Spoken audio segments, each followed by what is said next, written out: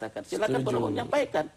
Silakan diserahkan ke DPR, silakan menyatakan pendapatnya. Nah, inilah pendapat PKS nanti disampaikan. Gitu. Ya baik, silakan ini. Saya cuma ingin mengatakan begini, sesungguhnya negara yang paling anti neoliberal sekalipun itu juga tidak mensubsidi BBM sebesar Indonesia. Kalau kita mau bicara fakta.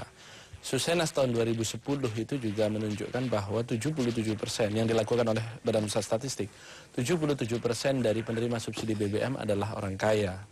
Sebenarnya yang mau dilakukan itu adalah bagaimana memberikan subsidi yang tepat sasaran. Nah, tetapi kalau dinaikkan terhadap semua golongan konsumen menjadi tidak tepat sasaran lagi. Itu yang sejak awal, saya sebelumnya di Komisi 7, kita berikan anggaran kepada pemerintah untuk uji coba smart card.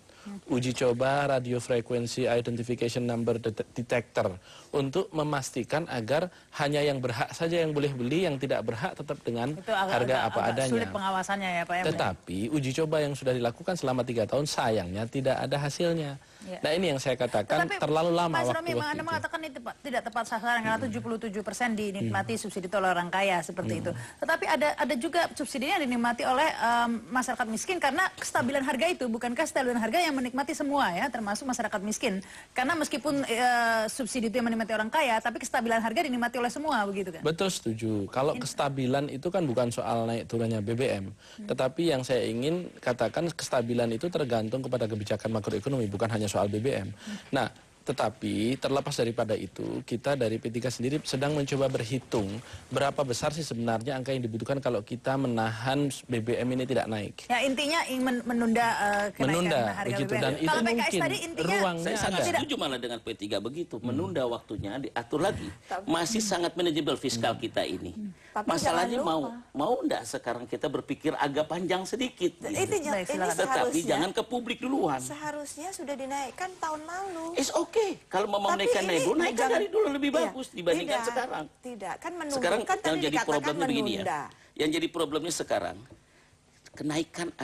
kenaikan BBM sudah diumumkan terus jauh-jauh hari. Ini sampai sekarang terus mengarah udah mendekat 1 April. Kita lihat eskalasi. Eskalasi terjadi.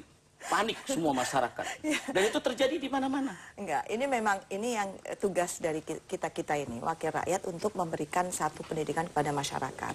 Ya, nanti kalau tiba-tiba dibilang kok tiba-tiba naik.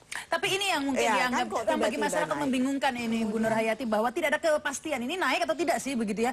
Ketidakpastian ini membuat para spekulan. Kalau ngelihat tanggal 1 Aprilnya sih kayaknya April Mop. Nggak jadi makanya. Nah, ketidakpastian ini membuat para spekulan. Jadi itu nanti naik. Inilah yang mungkin maksud saya yang mengatakan ketidakpastian ini siapa? Dengan adanya langkah-langkah yang dilakukan oleh Presiden SBY, itu menunjukkan satu kepastian. Presiden SBY sudah memanggil Setgab, berbicara mengenai meminta pendapat. Tapi rancangan undang-undangnya saja belum ya? Belum. Proposal pemerintah sudah pasti dimintakan BBM itu naik. Hanya DPR diberikan waktu dalam Undang-Undang MT3 untuk membahas selama 1 bulan. Nah, pembahasan inilah yang sekarang tengah berlangsung dan hasil keputusan dari pembahasan itu yang akan menentukan BBM naik atau tidak. Ya, dan jangan lupa bahwa pembahasan ini ya yang tadi dikatakan ini kita membahas APBNP. Biasanya APBNP ini ya perubahan ini kita selalu kenaikan, adanya penambahan APBN. Tapi kali ini pemerintah sudah menyiapkan langkah-langkahnya, yaitu dengan APBNP kali ini pengurangan. Untuk apa? Untuk tadi mensubsidi yang terjadi prakteknya sekarang coba lihat APBNP pada pengurangan atau pada kenaikan. Tidak. Kalau di komisi saya jujur pengurangan. Jadi ada pengurangan kali ini ya. Ini sampai malam ini belum semua selesai. Anggaran kementerian dan lembaga memang sudah dipotong dan itu mengkontribusi sekitar 18 triliun. Tapi kenapa kemudian menjadi dipotong? Karena pemerintah mau mengucurkan bantuan langsung sementara masyarakat atau BLT. Kalau BBM-nya nggak jadi naik ya nggak jadi ngucur BLT itu, nggak jadi pula dipotong barang itu. Jadi yang perlu dilakukan adalah defisit fiskal yang sudah diajukan oleh pemerintah 0,7% naik, itu sudah mendapatkan angka 66 triliun. Itu sudah bisa mengcover sebenarnya terhadap rencana kenaikan BBM yang tadi kita usulkan ditunda. Tidak perlu dinaikkan karena sudah ada dana. Karena sudah ada peningkatan defisit fiskal. Tentu ini hal yang sangat tidak disukai oleh para NGO koalisi anti utang. Artinya kita saya sepakat itu bahasa itu. meningkatkan hutang. Jadi apa yang dikatakan Pak Robi ini benar.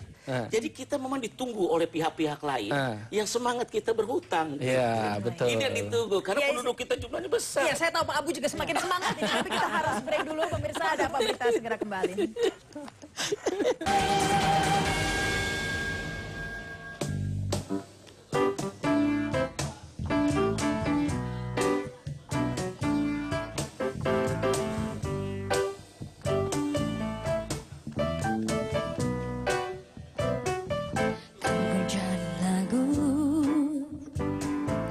Bingkisan kalbuku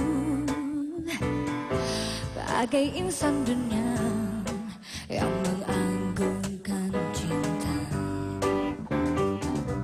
Betapa nikmatnya ku cumbu asmara bagai embun pagi yang menyentuh rerumputan. Oh, cinta akan ku berikan bagi hatimu yang damai. Cintaku gelora asmara seindah lembayung senja.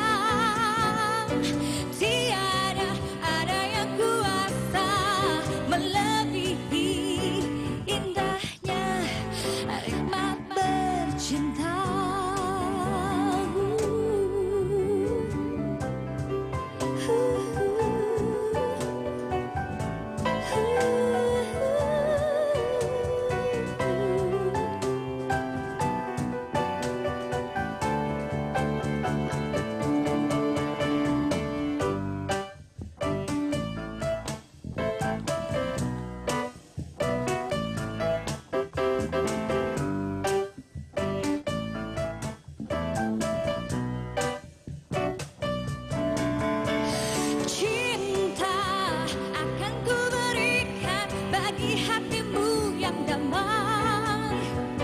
Cintaku gelora asmara seindah lembayung senja. Tiada ada yang kuasa melebihi indahnya nikmat bercinta. Indahnya nikmat bercinta. Indahnya nikmat bercinta.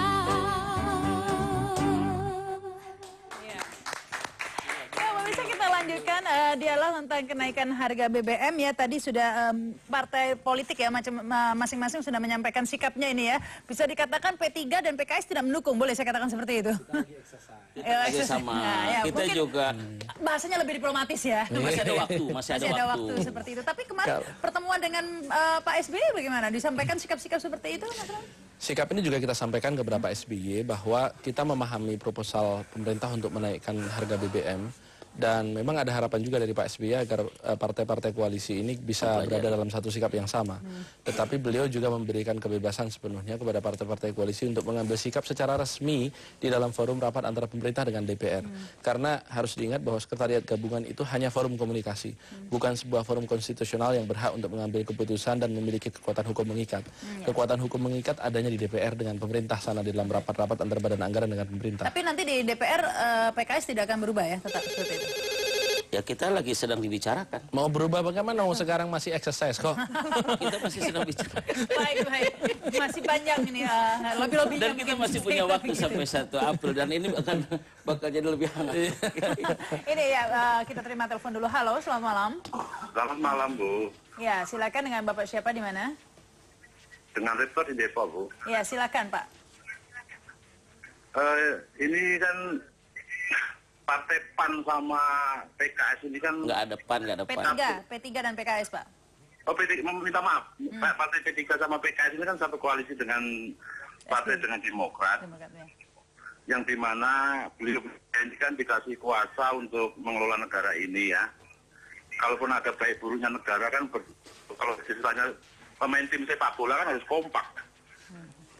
Entah itu ada keburukan, kejelekan atau walaupun saya sendiri orang golput, Bu. Orang golput, orang tidak memilih Demokrat, tidak memilih PAN atau P3. Pokoknya saya orang golput. Iya. Jadi artinya masyarakat itu menilainya ini negara ini kan harus dibawa mereka-mereka yang dikuasakan oleh rakyat untuk kebaikan. Kalaupun ada keburukan di dalam pengelolaan negara, mereka itu harus berunding dulu sebelum berakibat kepada masyarakat. Baik. Nah, implementasinya Anda ini berharap kan agar mendukung repot begitu ini, ya? Bu. Jadi intinya dengan adanya harga BBM ini, saya rasa partai manapun yang berkuasa dalam saat ini, dalam keadaan kondisi negara, keuangan negara yang gini, saya rasa sama. Baik.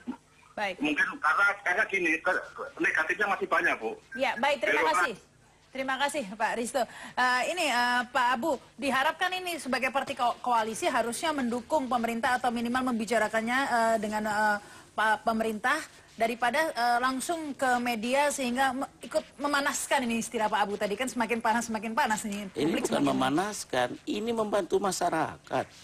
Kita mendapatkan dikasih kesempatan oleh Presiden untuk mempelajari dan menyikapi ya tentang kenaikan BBM. Dan kita memang harus agak lelah di bab ini. Dan karena kita harus membela rakyat. Jangan sampai rakyat ini sekarang cuma dikasih BLT yang 150 per KK kali 25 juta, jumlah berapa? 2,28 triliun. 28 ya? Ya, 25 triliun gitu. 25,2 triliun ya. Jadi menurut saya, jadi hal yang seperti ini mau sampai kapan seperti ini? Yang selayaknya mesti kita kasih 28, bukan BLT lagi. Kasih infrastruktur, kasih pembenahan yang lain yang bisa lebih berproduksi kepada masyarakat. Baik, silakan ini Bu Nur Hayati. Ini kan saya katakan dari tadi, partai koalisi ini kan sudah lama, sudah dari 2004 kita berkoalisi, kami berkoalisi, ya kan? Tahu kalau ada yang baik, banyak sekali yang kebaikannya. Dan jangan dikatakan bahwa pemerintah itu hanya Presiden SBY. Karena partai koalisi ini semua menduduki jabatan-jabatan di kementerian. Ada yang punya 3 menteri, ada yang punya 4 menteri. Ini kan bisa berdiskusi kepada Presiden, setiap kali ada permasalahan, bisa masing-masing, misalnya Mas Romi, Sekjen P3, bisa memberikan masukan kepada menterinya untuk disampaikan ke Presiden.